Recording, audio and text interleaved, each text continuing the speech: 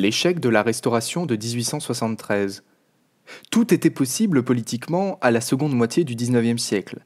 Les espoirs de restauration de la monarchie, qu'elle soit traditionnelle ou libérale, le triomphe de la République, la survie des rêves impériaux ou encore la mise en place d'un régime communiste.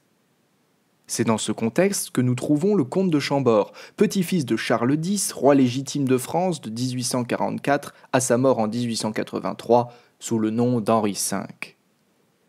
Surnommé dans sa jeunesse l'enfant du miracle, il est perçu comme le nouvel Henri IV, celui qui restaurera l'unité et la paix en France. Mais le comte de Chambord est attaché à ses principes, ceux de la monarchie traditionnelle, profondément catholique, décentralisée, sans pression révolutionnaire et avec un vif intérêt pour le social, notamment avec la question ouvrière. Défendu militairement par une partie des Vendéens en 1832, reconnu comme prince de France par les nations étrangères et comme aîné par le prince Philippe d'Orléans, instaurant une trêve de la querelle dynastique, il semble destiné à retrouver son trône. Surnommé par certains le grand monarque, un mouvement providentialiste et mystique le soutient aussi.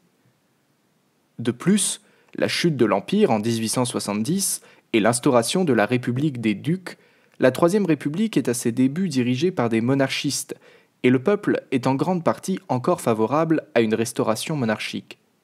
Des négociations commencent alors. Des difficultés se posent au sommet de l'État.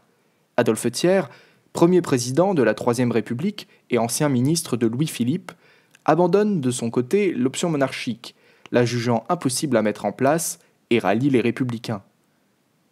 Il est remplacé par le maréchal Patrice de Mac-Mahon. Légitimiste et désirant la monarchie, il se montre pourtant tiède. Il refuse par exemple de rencontrer Henri V, jugeant qu'il a un devoir de neutralité en tant que président.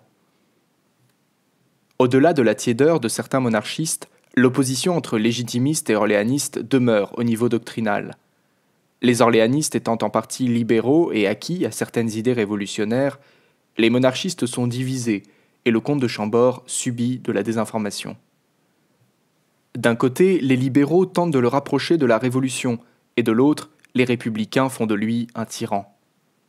Et pourtant, les orléanistes se plaisent à résumer l'échec de la Restauration par le refus du drapeau tricolore d'Henri V.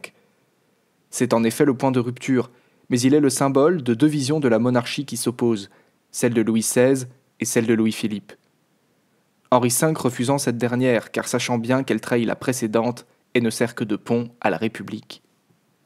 Le prince a bien fait de refuser cette restauration, dans laquelle il n'aurait été qu'une mascotte nationale républicaine. Il a préservé ses principes, et avec eux l'espoir d'une réelle restauration, espoir qui est encore aujourd'hui porté par Louis XX, qui se reporte fidèlement à son prédécesseur Henri V. Vivement que les orléanistes reconnaissent ces droits comme ils l'ont fait à l'époque pour que cesse la division et se fasse la restauration.